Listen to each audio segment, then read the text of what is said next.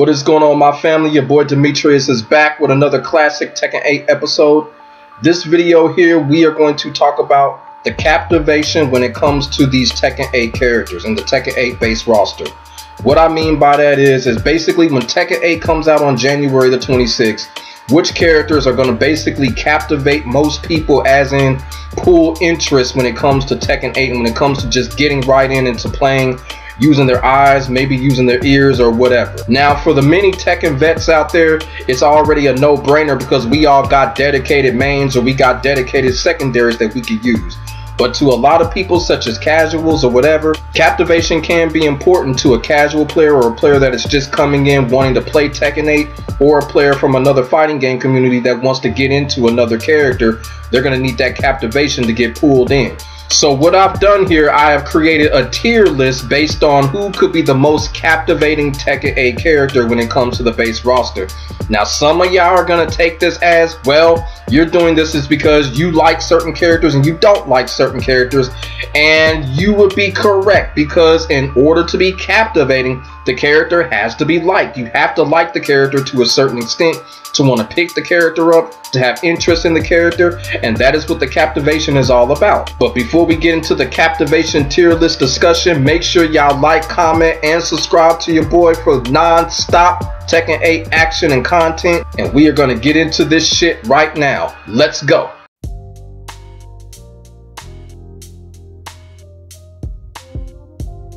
Alright, my family, so this is my sexy tier list on the most captivating characters when it comes to Tekken 8.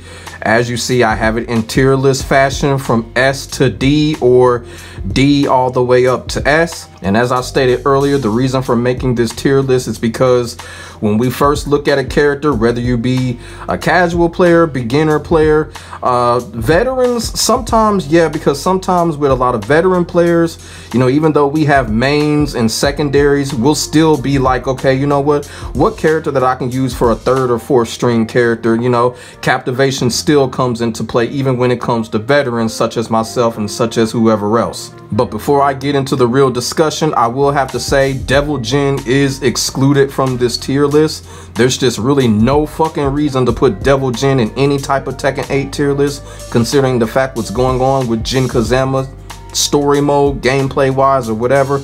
Devil Jin just would not make sense, and he would not make sense in any Tekken 8 tier list. So for those of you that are making Tekken 8 tier lists, exclude Devil Jin from all tier lists, because it really doesn't make sense for him to even be in it. I'm just keeping it all the way real.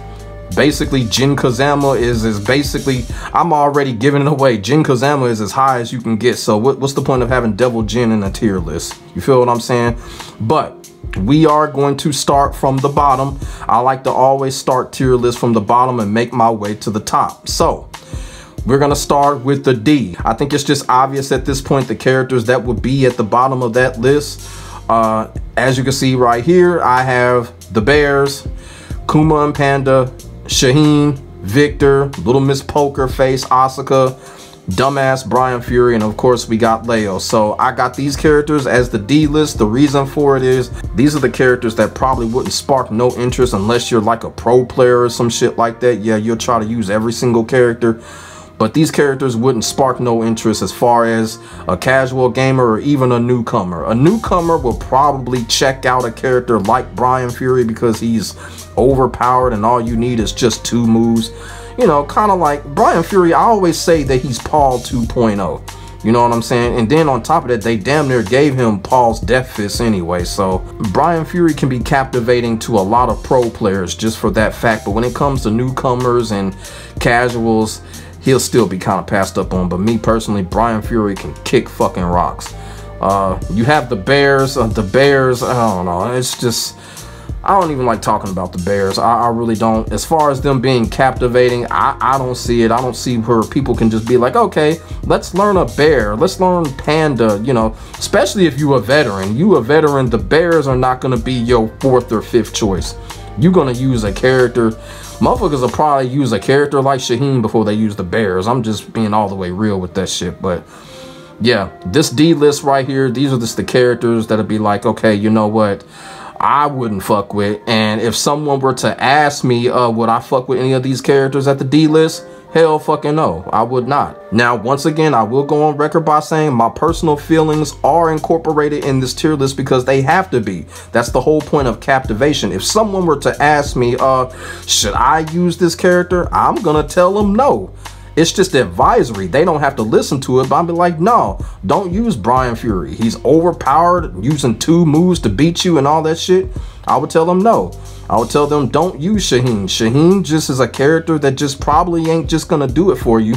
I would tell them no, don't use Victor. The character doesn't throw a single punch. Just go play Soul Calibur if you want to use a character like Victor. Y'all feel what I'm saying? So that's what I mean by all of that. So yeah, my personal feelings is gonna be involved because they have to be.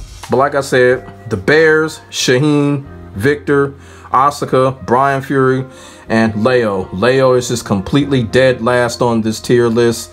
Like I said, I wouldn't advise anybody to use Leo. Like I said, if you want to use the character, go ahead and use them. But if you were to ask me, I would say no, don't use a character like Leo.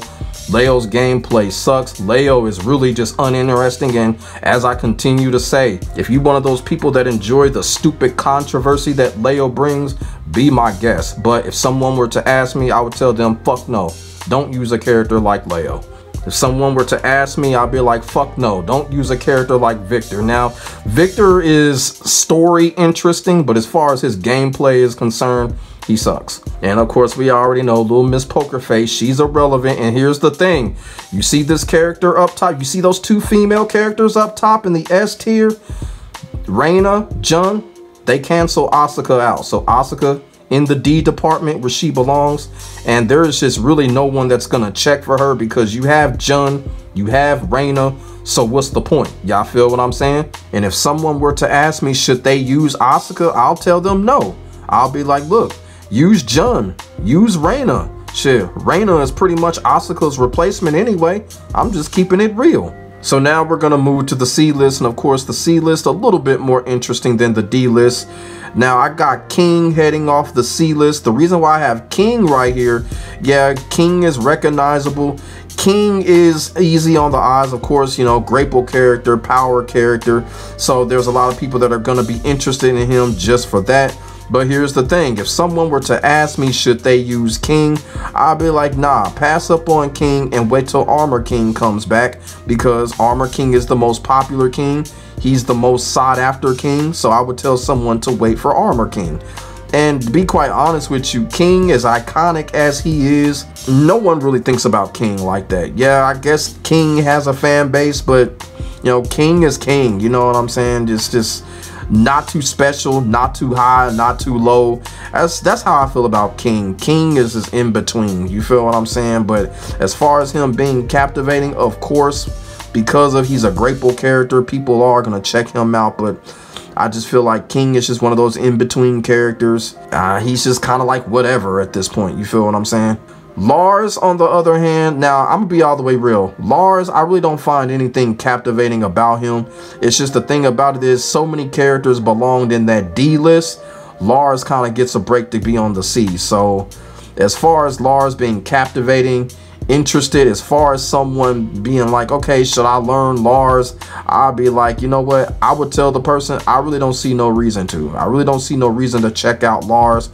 Lars is still just the same as he always was. He's very dense, uninteresting, not really nothing going on with him.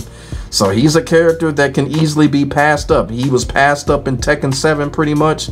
I feel like people are going to pass him up in Tekken 8. I just don't see no burst when it comes to Lars. I just really don't.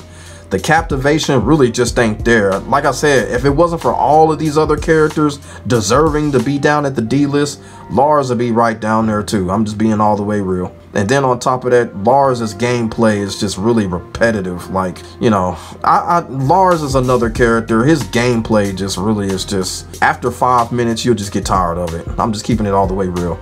Now, Azuzina is kind of interesting. Is she captivating? Yes, she is. But here's the thing with Azuzina. Now, a lot of people are like, why do you have Azuzina so low on the captivating tier list? Well, a few months ago, Azuzina had fire. You know, a lot of people are like, oh my god, I'm gonna use Azuzina. People are like, Azuzina's gonna be my new main, this and that and this and that. Then you had a couple of other characters come out. Then you had Reina. Then you had Zafina that got revealed. And ever since Reina got revealed, Azuzina is kind of falling off. It's not the same fire from the community. I'm not really getting it. People are not saying that they're going to main her now. People are not saying that they may pick her up until their character comes back anymore. Nope. You know where that's going? That's going to Reina right now. See, this is the reason why Reina's in the S tier, even though I'm talking about her too damn early. It's a damn shame, but that's the reason why she's in the S tier.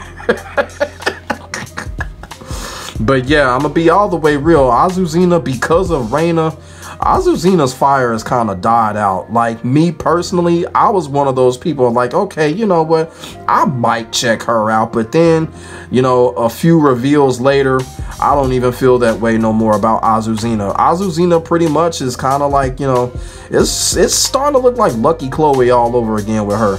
I don't think she's broken as Lucky Chloe is, but kind of like the atmosphere she's giving off, it's gonna be Lucky Chloe all over again. But as of right now, her fire has kind of died out as far as captivation. Even though she's still captivating, she's still interesting, but not as she once was a few months ago.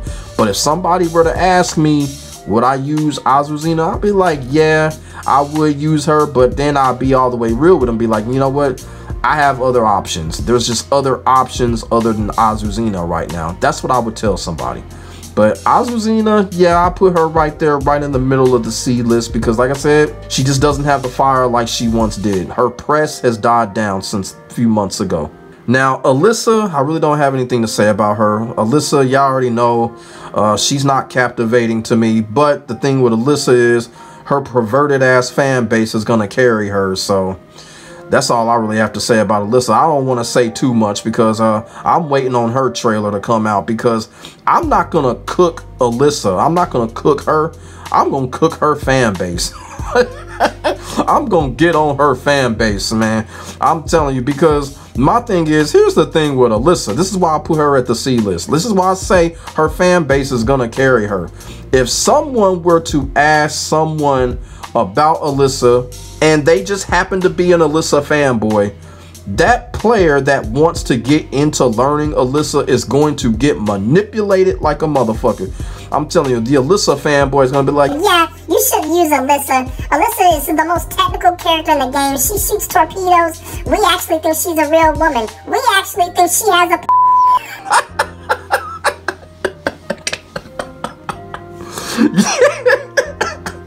Hey, y'all motherfuckers know I ain't lying. That's an Alyssa fanboy, right? That's an Alyssa fanboy right now, but I ain't gonna say too much. But like I said, Alyssa, man, ain't captivating. I would tell the next person just to pass up on her, because like I said, really not interesting. The only reason why she's even in the story right now is because of Lars, and we already know that, and I'm getting kind of sick of that. Raven, don't really care too much about this character. Don't care for him at all. I know a lot of motherfuckers are on that fake hype about him. I don't fucking care. That's why he's at the C list.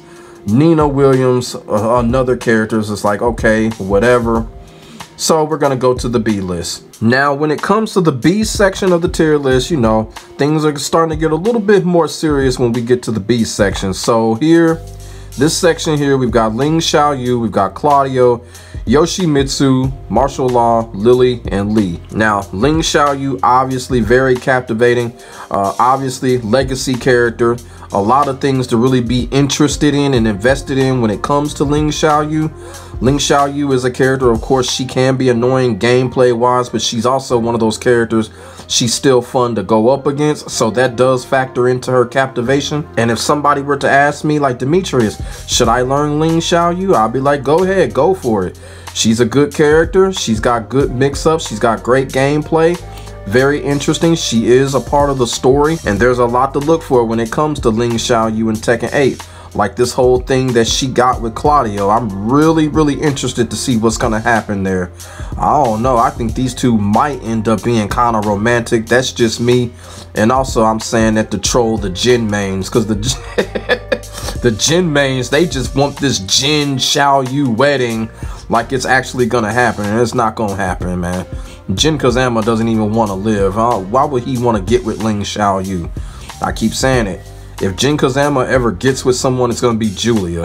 It ain't gonna be Ling Xiaoyu. But yeah, Ling Xiaoyu got a lot going for her. She's a deep character, got deep gameplay. Like I said, she's overall captivating legacy character, and she's one of those characters that basically she's easy on the eyes as well. And then when someone sees her gameplay is enough to make somebody just be like, all right, you know what, I want to use her or whatever. So Ling Xiaoyu, a definite plus when it comes to the captivation. That's why she leads the B section of the tier list. Then you have Claudio. So when it comes to Claudio, his crazy ass gameplay is captivating. So a lot of people will get drawn in. I know a lot of pro players are going to use him. A lot of content creators are also going to use this character because of his crazy ass gameplay. So that's captivating right there. Other than that, I really don't got too much to say about Claudio. It's just his gameplay just really says it all.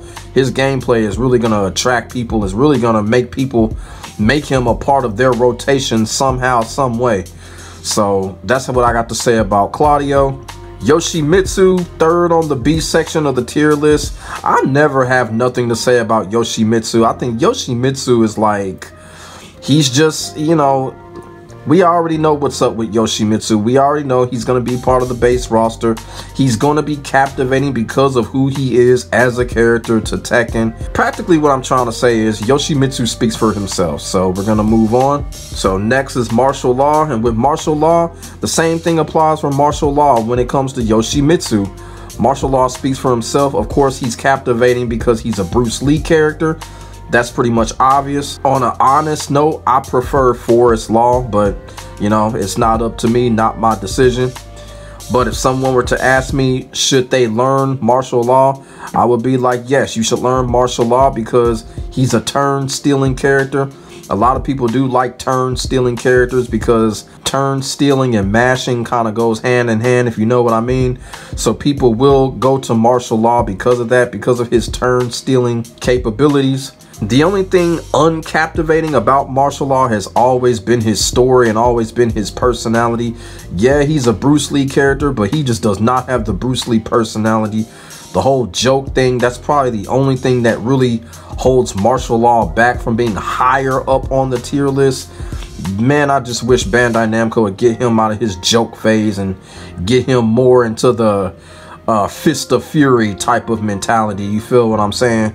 But I don't know when that's going to happen. But still, martial law, B section of the tier list, speaks for himself. Bruce Lee character, very captivating. A lot of people, once they see him, they're going to automatically go to him. So that's how I feel about martial law being captivating in the B section of the tier list. Then Lily is next, and of course, you know, Lily's popularity just continues to grow. So basically, if someone were to ask me, should they learn Lily, I would say I don't see why not. If you like her play style and what she has to offer is for you, I would tell the person, you know, go right ahead, see what you can do with her. Like I said, Lily just continues to get more captivating as every Tekken game goes on. And there's no difference here when it comes to Tekken 8. Probably if there's a Tekken 9, Lily probably is going to be up there in the A list. Like, she just continues to grow and grow. You know, pretty impressive. Pretty impressive. Lee is next. Lee is kind of interesting because it just looks like he's just been totally redone from an image standpoint. Now, his gameplay, we haven't really seen that, or at least I haven't. His whole Raiden from Metal Gear Solid image, that is kind of captivating people. A lot of people are talking about that. Very impressed by it. So if a person were to ask me if they should pick Lee up, I would be like, you know what? Even though I don't know too much about the new look Lee, go right ahead and do it. Lee does look better than his Tekken 7 look. In Tekken 7, it just really seemed like Lee wasn't really there. Like, the only time that we got reminded that he was there if we came across him online or some shit. You feel what I'm saying? But Lee, it's like now his new look and his new swag, he really does stand out in Tekken 8. So that is captivating in itself right there, and that's going to help him pull in other players when it comes to being captivating, when it comes to players using him from a casual or even a competitive standpoint when they have mains or secondaries. So now we come to the A-list section of the Captivation tier list. A very strong section right here when it comes to the A's. First we got Kazuya. Kazuya captivating. Kazuya, another character that just speaks for himself. Captivating. He's been there since the first Tekken, so pretty much everybody knows who Kazuya is. Kazuya can get picked up just because of that, just because of his history, just because of what's been going on with the Tekken story, his involvement in damn near everything when it comes to Tekken. So Kazuya speaks for himself, just like Yoshimitsu, just like martial law. Kazuya speaks for himself. Does not take a lot for someone to pick Kazuya up. A lot of people do play Kazuya, you know, like on their spare time or something. Kazuya is like that character people that just pick up just to have some good old classic Tekken fun. He's just one of those characters, and it's probably going to be the same way in Tekken 8. As y'all saw, you know, I was dabbling with Kazuya myself, so Kazuya is just one of those characters, just, you know, he speaks for himself. Everybody can find fun in him, and everybody will get interested in him at one point, to the point they'll either play as him or dibble around with his combos or some shit like that. Kazuya is just one of those characters, you know, you're going to always find something fun about him, and that's why he's captivating and he begins the A-list. The next character, of course, is Steve Fox. Steve Fox is one of those characters, just by the look, his image alone will grab some people, make some people kind of want to use him and play him. The mix-up setup potential that Steve has, also captivating.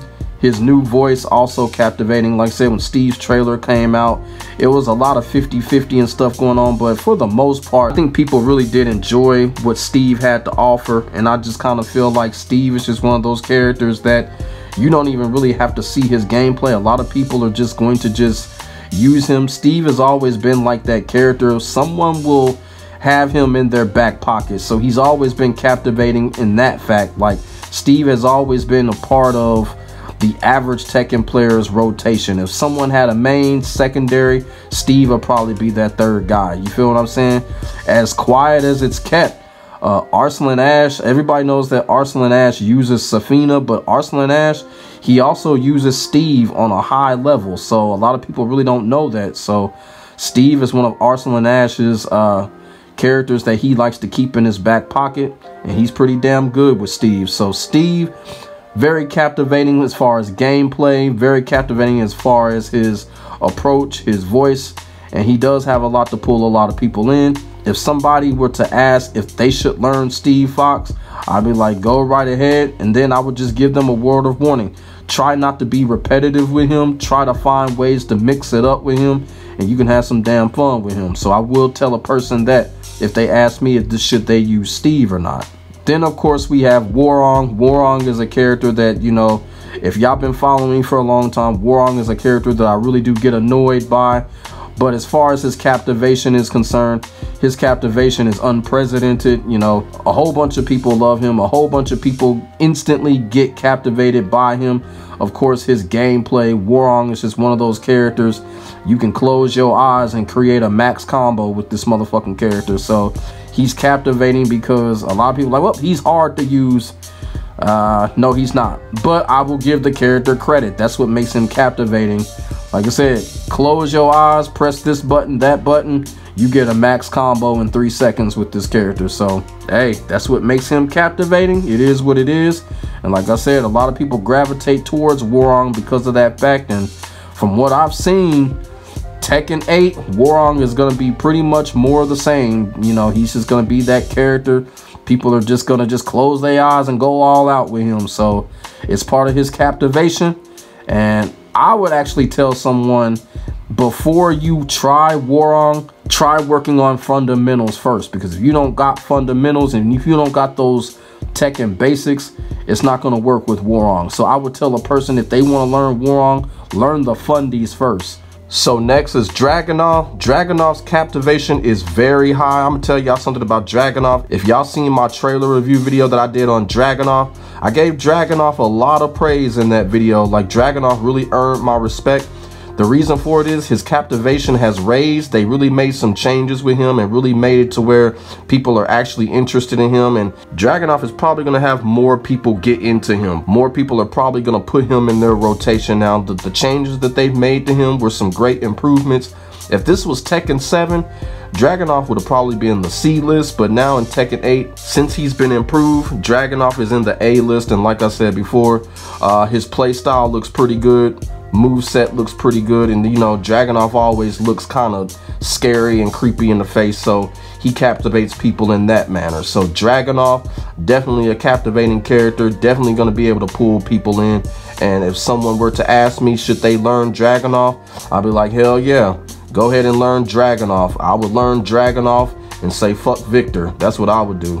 So next on the A list is Fang. And Fang right now, with Fang, I'm going off of what happened in Tekken 7. I really do think people are going to be captivated and interested in him because of what happened at the end of Tekken 7. Like the entire community just gravitated towards Fang. I think that's what's going to happen in Tekken 8, especially from the start. Fang's going to get a lot of gravitation because of what happened, so that does put him in the A list. He does have a couple of new things going on, so that makes him captivating as well. Fang's story with Leroy also makes him captivating. And basically, people are going to learn Fang. People are going to put him in their rotation. There's going to be a lot of people that are going to be skilled with him, but not exactly maining him. So me personally, I think that's a plus, because like I said, when you get around, go to an event for casuals or shit like that, Fang is that character that people will just pull out just to have some good Tekken fun. You feel what I'm saying? So Fang is captivating in that matter. And like I said before, Fang is going to have a lot of gravitation come towards his way once Tekken 8 is released. Next on the list is Paul. And of course, everybody knows how I hate the fuck out of Paul. But when it comes to his gravitation, Paul is just unprecedented. Much like Warong, it really just doesn't matter. Paul got a lot of fucked up shit going on, but it don't matter. He always finds a way to be interesting to a lot of people. He always finds a way to be captivating to a lot of people. So I really don't understand it when it comes to Paul. Paul just always finds his way on top of something when it comes to Tekken. And of course, the fact with Paul, what makes people gravitate towards him and makes him captivating is because it just does not take a lot to win with him. Now, what I mean by that is, I don't mean skill. Let's just keep it real. Paul is a character that you have to have marginal skill. You don't have to have big skill to win with him. All you have to have is just marginal talent with Paul. And Paul will get you far. And people love that about him. So, you know, I don't like that about him. But, hey, this ain't me. So, like I said, Paul's one of those characters, kind of like Brian Fury. Get you a couple of moves, get you one combo, and you good. So, everybody loves that about Paul. It makes him captivating, even though it's fucked up. That's what makes Paul captivating. So now we make our way to the top, to the S tier, the super tier, and these characters that you see on the S tier are the characters that are, without a shadow of a doubt, the most captivating, the most interesting characters, and they're pretty much the characters that people are just going to pick up just either because of their names, because of how they play, history, or whatever. So, of course, obviously, first on the S tier list, first in everything pretty much, is Jin Kazama. Really don't have a lot to say when it comes to Jin Kazama because everything has been documented. We all know Jin Kazama is the S tier, the top tier of the game. Best character in the game, this and that in the game, the best everything in the game, you know what I'm saying? So practically Jin Kazama is the most captivating character in Tekken 8. I really can't even elaborate on it because it's obvious, because the whole damn game revolves around Jin Kazama. So there you go, Jin Kazama is number one. This is the reason why I excluded Devil Jin, because what's the fucking point? Jin Kazama is number one as far as captivation or anything else is concerned. Y'all feel what I'm saying? So like I said, Jin Kazama number one in pretty much everything. So we're going to move on to the other characters. Now we have Zafina. Zafina is going to be very captivating in Tekken 8. The reason why I say that is because Zafina is probably going to have more people play as her because a lot of characters are missing in the Tekken 8 base roster. I'm going to go out on a limb and say that a lot of us Eddie mains are probably going to gravitate towards Zafina. I know I said at one point when Zafina got revealed in the video that I did, I'm probably going to check Zafina out. Like right now, my absolute main character right now is Uncle Leroy. I don't have a secondary or a third string character right now, but Zafina is probably going to be that character. Her trailer hasn't come out yet, but I could almost kind of picture how she's going to play. And I really do think a lot of Eddie mains, such as myself, are probably going to gravitate towards her until Eddie gets back. So Zafina is clearly going to be captivating because of that. She's also captivating because she's going to have a very important part in the story. People are going to go to her for that. And of course, like I said, she's Arslan Ash's main character. So when you are the main character of the best Tekken player in the world, people are just going to just gravitate towards the character just because of that. People are like, oh, Arslan Ash uses her, I'm gonna check her out. So that's just how it is. That's how it is when it comes to a lot of these Tekken characters. So so Zafina, definitely S tier because of what I just explained. And then on top of that too, Zafina is Eddie's boo thing, so she's definitely captivating because of that. A lot of good stuff going on with Zafina as far as captivation. So next we got Uncle Leroy. Uncle Leroy, another character that speaks for himself. I would actually put him ahead of Zafina. I really wanted to put him ahead of Zafina as far as that, but really the order actually don't matter with the exception of Jin Kazama. The order and the S tier really don't matter. But yeah, Uncle Leroy, definitely captivating. He's captivating because of his drip. He's captivating because of his soul. And you know, Leroy, even though this isn't Tekken 7, Leroy still has a little bit of euphoria going on for him. And like I said, I take that euphoria and turn it into a positive. Leroy is going to be my main when it comes to Tekken 8 because there's no Eddie, there's no Katarina right now. So until we know what's going on with DLC, Leroy is going to be my main character. Like I said, Leroy, important part of the story, makes him captivating, makes him interested, and people are going to play Leroy. People are going to gravitate towards him. They're going to play him. They're going to be dedicated towards him. I'm just excited to see what goes on with Leroy. I think Leroy is going to be just as great as he was in Tekken 7. I know I criticized him a little bit in the previous video that I did, but you know, what comes with the criticism, we're gonna have to make it work. So when Tekken 8 comes out on January 26th, the changes that they made with him, I'm gonna make them work, trust me. So next we have Reina, and like I said, Reina is like, I really was like really thinking about putting Reina next to Jin Kazama, but the only reason why I didn't is because we just haven't gotten our hands on Reina. Now when it comes to Zafina and Leroy, we know how they play to a certain extent. We've seen how Reina plays, but we haven't gotten her hands on her. But Reina is still in the S tier when it comes to the captivating tier list. When Reina got revealed, Reina just took the world by storm. She still has the world in the palm of her hands. She still has people saying, look, I'm gonna main her. Man, people are dropping their mains because of Reina. Reina's powerful. This is a powerful character, and like I would tell people, this is a character that I would choose over Asuka any day of the fucking week, okay? This is Asuka's replacement right here. And then you got the mystery, you got the aura of mystery surrounding Reina. It has everybody going crazy. It has everybody interested. People still want to know if she's Heihachi's daughter or whatever. Everybody is just hooked on this character, even though that's going to upset Asuka mains, but hey, she's the replacement. Then on top of that, like I said earlier in the video, Reina has totally stolen the thunder away from Azuzina. Reina's going to have a lot of gravitation come her way. When Tekken 8 first starts, Reina is probably going to be the most played character. Now, I don't know how long that's going to be sustained, but when Tekken 8 first starts, Reina's going to be on top of this. She's probably going to be top 3. She's probably going to be top 3 when it comes to the character usage, or however y'all want to say it. She going to be up there. And like I said, Reina is a character. She's a character that's very interesting to me.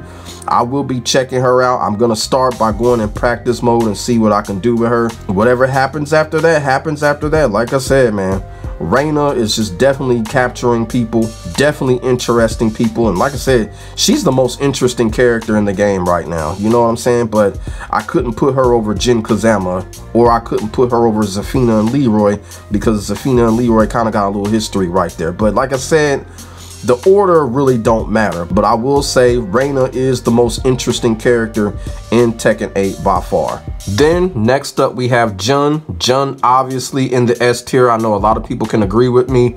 She's in the S tier. Captivating, interesting. When Jun was revealed that she was coming back in Tekken 8, Jun was another character that just sent a lot of people going crazy, because a lot of people were happy for her coming back. And right now, Jun has still got a lot of buzz going on. She's still one of the best female characters in the game as far as captivation, as far as interest. And I don't really know what her role is. It's going to be in the story, but it really don't matter. Jun is captivating people on other levels. Like a lot of people have already said, before Asuka, their mains was Jun. So that's another reason why Asuka is just really just canceled out when it comes to Jun or Reina, because now Jun is back. Now people can go back to their original mains. So Jun captivating in that manner. Also too, I'm not gonna lie, Jun brings a big dynamic to Tekken. She really does. So if someone were to ask me, should I pick up Jun? I'd be like, hell yeah. Now, as far as Jun being a legacy character, I don't know. She's been missing so many years. I wouldn't go that far, but I would tell somebody, yeah, go ahead and use Jun. See what you can do with her. See if you can bring out the true potential in her. That's what I would tell people. But Jun clearly should be in the S tier. Like I said, when she got revealed, everyone saw that she was coming back. The level of interest just rose, and people gravitate towards Jun. And people can't get enough of her triangle story when it comes to Jin and Kazuya. So Jun, definitely an S tier character when it comes to captivation. Next and last, we're going to talk about Jack. And Jack is one of those type of characters. The reason that I put him in the S tier as far as captivating, because Jack, he's big, he's busted, and when someone sees his gameplay, people are just not going to help themselves. Jack is just one of those characters where people just gravitate towards him because he's busted. Let's just keep it all the way real. Other than that, I really don't got too much to say about Jack. Yeah, he's S tier as far as captivation and interest just because he's fucking busted. Not necessarily meaning that's a good thing as far as any other tier list, but when it comes to captivation, yeah, Jack is S tier because of that. So my family, that is my sexy tier list when it comes to the most captivating characters in Tekken 8. Obviously, Jin Kazama was #1.